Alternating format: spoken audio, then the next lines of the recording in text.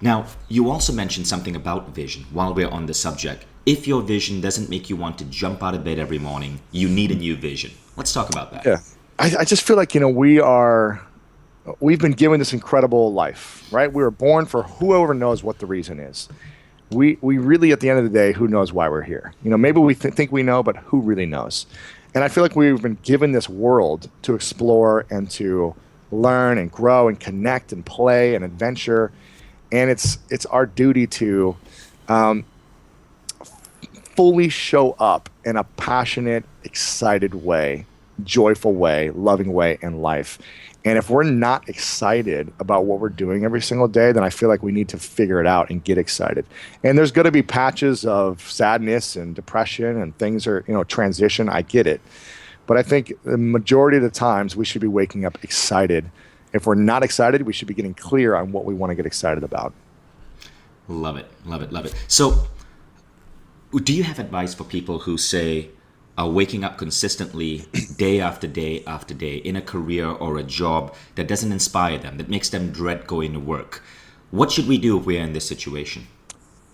It's tough because I've never been in that situation except for a few months. I was a truck driver for 3 months when I was 22, in between college football and playing professional football, and I was just miserable. I was so miserable. It was 6 hours a day driving from Columbus, Ohio to Cincinnati and back, driving car auto parts in the back of a huge truck. And I remember just being like, this cannot be the rest of my life. Like, I cannot just be driving a truck every single day. I don't care if you're an entrepreneur or you're working for a company. I think you just got to find something that you believe in, that you're excited about, whether you want to be a part of a team or you want to start your own thing. I think you just got to be focusing on closer and closer to doing things that excite you and that you enjoy. That may not mean when you're 22, you're going to have that luxury. You may need to put in the work and the time working some jobs that you don't like to see that you actually don't like them. And then from that point, you get the experience and you move on closer and closer to something that you do enjoy and you do like, or the teams that you do enjoy being a part of. I just feel like, again, it's not worth wasting years and years of our life doing things we don't enjoy doing when we can do things that we do enjoy. I like that. It's actually very practical advice. You didn't just tell someone, go ahead and quit. That might be No. impractical. We have jobs that we need to do.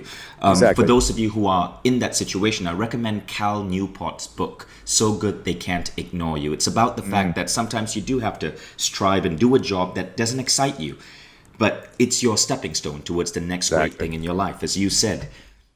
And my first couple of years getting off the couch, I worked for mentors doing stuff that I didn't enjoy doing. I was on the phone doing sales, doing PR. I was doing like traveling and doing networking and events. I was doing a lot of the busy work, but those were one of the greatest moments because I was learning and growing in that process. And as long as I was learning and growing, even doing things I didn't enjoy and developing new skills, I felt like, okay, I'm doing something positive and it's for a bigger mission, right?